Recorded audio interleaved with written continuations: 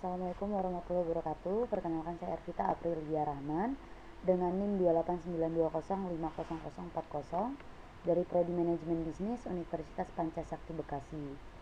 Di sini saya akan membawakan sebuah video edukasi dan beberapa contoh soal pengantar akuntansi untuk tugas UAS semester 1 dengan dosen pengampu saya Bapak Muhammad Gana Mahendra.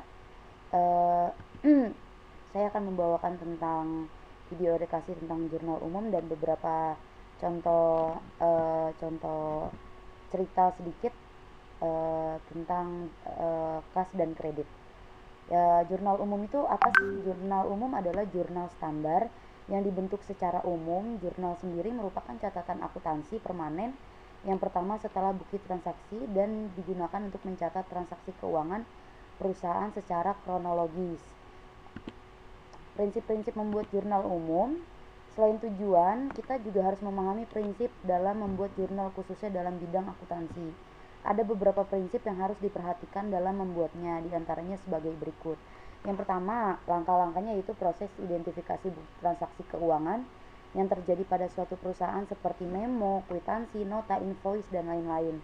Mengidentifikasi akun yang mengalami pengaruh terhadap transaksi yang terjadi dan mengklarifikasinya dalam jenis utang, harta, atau modal. Yang ketiga, menentukan pengurangan atau penambahan terhadap akun yang berhubungan dengan transaksi.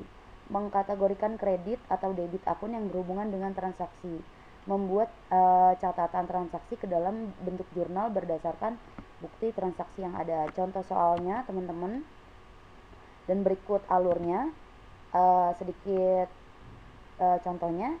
Tanggal 5 Januari 2018, setoran modal membuat harta perusahaan bertambah dalam bentuk kas 500.000. Ini kita masukinnya ke tabel, ke kolom di debit ya.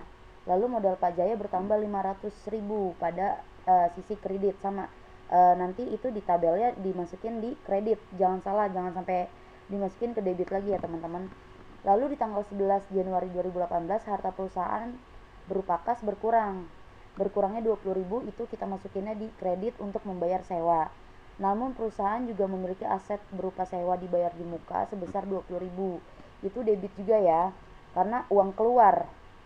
Beda, kalau kredit itu biasanya uang keluar, lalu kalau kredit uang masuk. Debit dan kredit beda ya teman-teman. Tanggal 15 Januari 2018, aset perusahaan berupa peralatan bertambah 10.000 dan berupa perlengkapan sebesar 5.000. Masuknya ke debit juga ya. Lalu tetapi aset berupa kas perusahaan berkurang sebesar 15.000. Tanggal 20 Januari 2018, pendapatan dan penjualan membuat pendapatan bertambah pada sisi kredit sebesar 10.000.